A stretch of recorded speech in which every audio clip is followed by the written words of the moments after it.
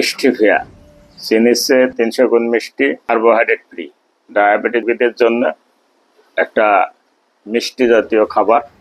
যারা নির্দ্বিধায় চা, পায়েস সহজ মিষ্টান্ন জাতীয় যে কোনো দ্রব্যে এর গুঁড়া ব্যবহার করতে পারেন। আমি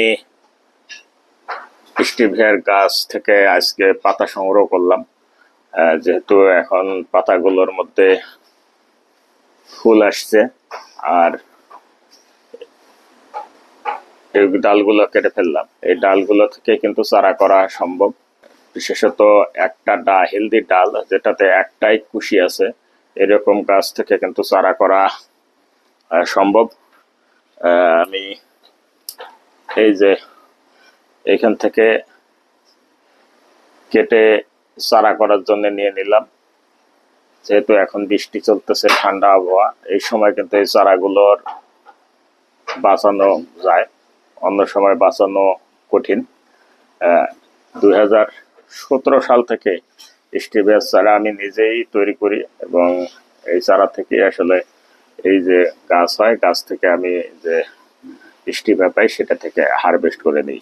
যারা চারা করতে চান তাদের জন্য এই যে কাটিং গুলো থেকে আপনি এটাতে একটু অ্যালোভেরা জেল অথবা ছত্রাকনাশক একটু গোড়ায় দিবেন, দিয়ে আপনি এটা ছায়াযুক্ত স্থানে বাতাস চলাচল করে এইরকম জায়গায় এটা রাখবেন। প্রখর রোদ যদি হয় তাহলে কিন্তু এই চারা বাঁচানোর হারটা খুবই কম, তবে যদি বৃষ্টি বা ঠান্ডা আবহাওয়া থাকে তাহলে এটা তারা দ্রুত টিকে যায়।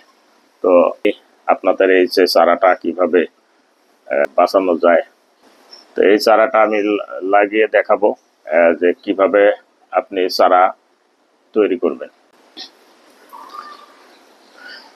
এই পাতা থেকে পাতাগুলো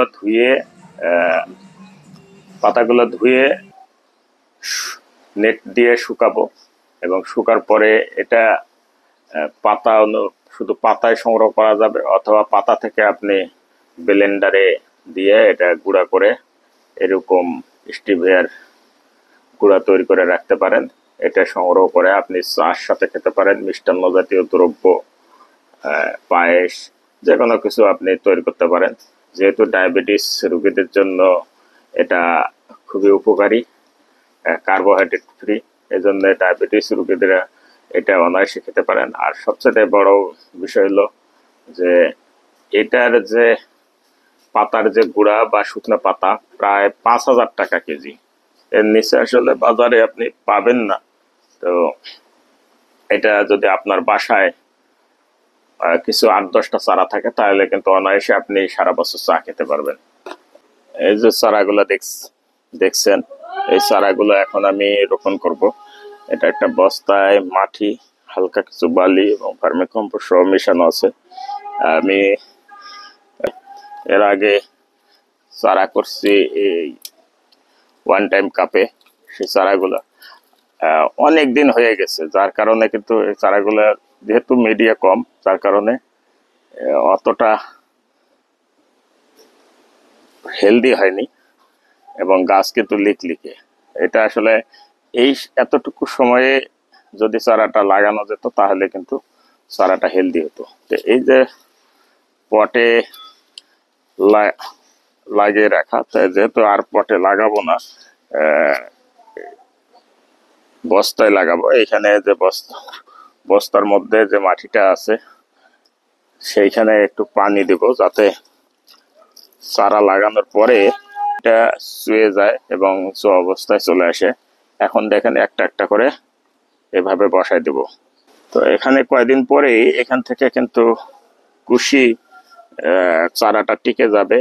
সব যদি রোদ না আসে, সরাসরি রোদ না পায়, ঠান্ডা আবহাওয়া থাকে, চারাগুলো কিন্তু 100% টিকে যাওয়ার কথা। আপনাদের আমি দেখালাম যে এর আগেও যে এরকম বৃষ্টির সময় ঠান্ডা আবহাওয়ায় আমি কিন্তু এই চারাগুলো করছি, তো তখন কিন্তু এগুলো টিকে গেছে। প্রায় 30-40টা চারা করছি, কিছু জনকে দেওয়া হয়েছে, যেতে ইভেন্ট করা হয়নি, দেওয়া হয়নি। তো এভাবে লাগার পরে চারাটা হয়ে যাবে। এখন যাদের কাছে স্টিভিয়া চারা আছে তারা এইভাবে লাগিয়ে চারা করতে পারেন, যাতে করে পরবর্তীতে আপনি চারা থেকে আবারও স্টিভের পাতা নিতে পারেন। কিন্তু আগামী বছরের জন্য যদি নিতে চান, সেক্ষেত্রে এই গাছগুলো যেখানেই লাগায় রাখছেন সেখানেই রাখতে হবে। তাহলে আগামী বছর আপনি সেখান থেকে আপনি চারা আবার পাবেন। এর বীজ থেকেও চারা হয় এবং কাটিং থেকে চারা হয়। তা বীজ থেকে চারা বাংলাদেশে এখন পর্যন্ত পাওয়া যায়নি। ধন্যবাদ সকল।